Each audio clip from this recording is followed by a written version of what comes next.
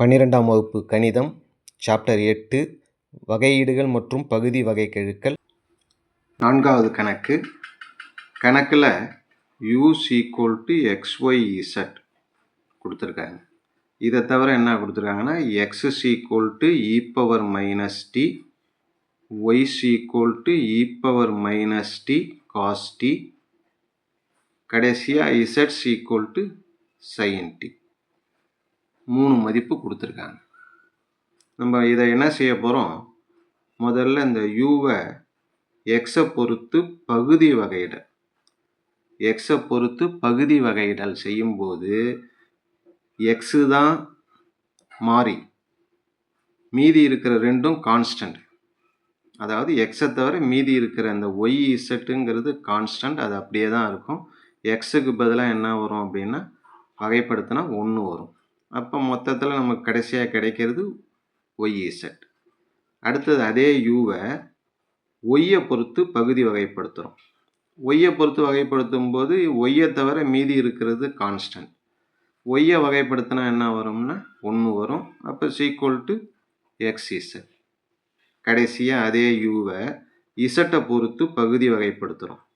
இசட்டை பொறுத்து வகைப்படுத்தும் போது xy constant, இசட்டை வகைப்படுத்தினா 1 வரும். அப்போ கடைசியாக கிடைக்கிறது xy. இந்த 3த்தையும் கண்டுபிடிச்சிட்டோம். அதே போல் இந்த பக்கம் இருக்கிற எக்ஸை வகைப்படுத்த போகிறோம் டீயை பொறுத்து. dx/dt e⁻t எப்பயுமே e⁻t தான் வரும். அப்புறம் அந்த மைனஸ் டி இருக்கிறதுனால மைனஸ் டீயை வகைப்படுத்தினா -1ன்னு வரும். அந்த முன்னாடி எழுதிப்போம். இது முடிஞ்சது. அடுத்தது இங்கே dy/dt, அதாவது ஒய்யை டீயை பொறுத்து வகைப்படுத்தும். யூவி மெத்தட், பெருக்கல் விதி. e⁻t அப்படியே வச்சுக்கிட்டு காஸ் டீயை வகைப்படுத்தினோம்னா -sin t ப்ளஸ் காஸ் டீயை அப்படியே வச்சுக்கிட்டு e⁻t வகைப்படுத்தினோம்னா e⁻tக்கு e⁻t தான் வரும். அதே நேரத்தில் நமக்கு -t இன்னொரு தடவை வகைப்படுத்தும் போது மைனஸ் முன்னாடி வந்துடும். dy/dt முடிஞ்சது. கடைசியாக இருக்கிறது dz/dt.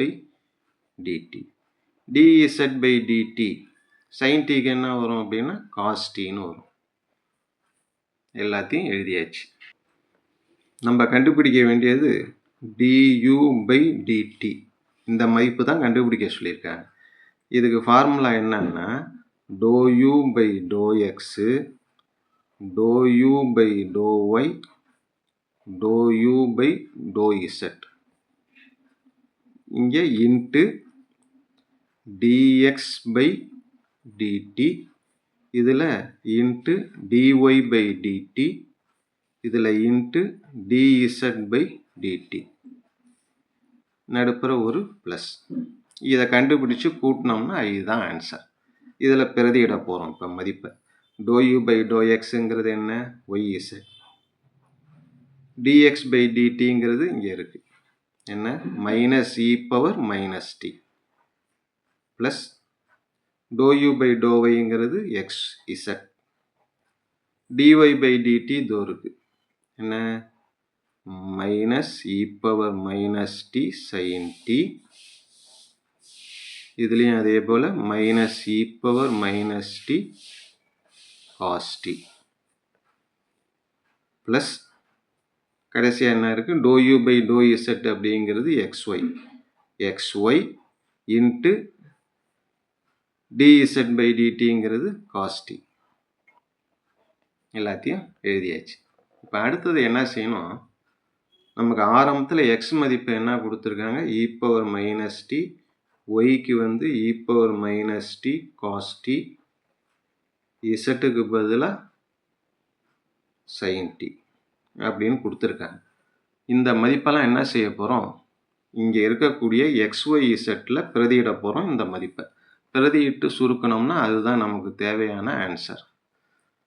= ஒய்க்கு பதிலாக என்ன இருக்குது, e⁻t cos t இன்ட்டு ஒரு மைனஸ் e⁻t ப்ளஸ் எக்ஸுக்கு பதிலாக இ பவர் மைனஸ் டி. அடுத்தது என்ன இருக்குது? இசட். இசட்டுங்கிறது என்னென்னா ஒரு சைன் டி. அதுக்கப்புறம் ப்ராக்கெட்டில் இருக்கிறது அப்படியே எழுதிடும். Minus E power minus T sign T minus E power minus T cos T. மூணாவதாக இருக்கிறது எக்ஸு. எக்ஸுக்கு பதிலாக இ பவர் மைனஸ் டி, ஒய்க்கு பதிலாக E power minus T cos T, அப்புறமேல கணக்கிலே இருக்கிற cos D.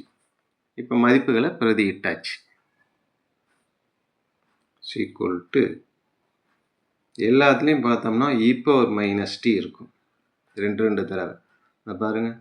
Minus E power minus T, E power minus T cos T sign D.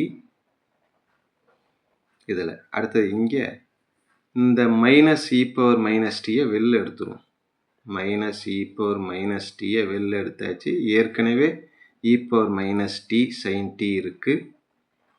உள்ளார பேலன்ஸ் என்ன இருக்குது? Sine T plus cos T இருக்குது. இதில் E power minus T, E power minus T cos T into cos T cos square D. இப்போ நம்ம என்ன செய்ய போகிறோம்? எல்லாத்துலேயும் இ பவர் மைனஸ் டி ரெண்டு தடவை இருக்குது. அந்த ரெண்டுத்தையும் வெளியில் எடுத்துடுறோம். ஒரு மைனஸையும் வெளியில் எடுத்துடுறோம். மைனஸை வெளியில் எடுக்கும்போது இது ரெண்டும் ப்ளஸ் ஆகிடும், இது மைனஸ் ஆகிடும். இப்போ இதை வெளில எடுத்ததுக்கப்புறம் மீதி என்ன இருக்குது பாருங்கள். Cos T sign T. ரெண்டாவது இதில் ப்ளஸ் இந்த ரெண்டுத்தையும் வெளில எடுத்துட்டோம், மைனஸையும் வெளில எடுத்துட்டோம். சைன் டி எவ்வளோ கொண்டு போயிடுங்க. Sin into sin sin square T, அப்புறம் sin into cos sin T cos D.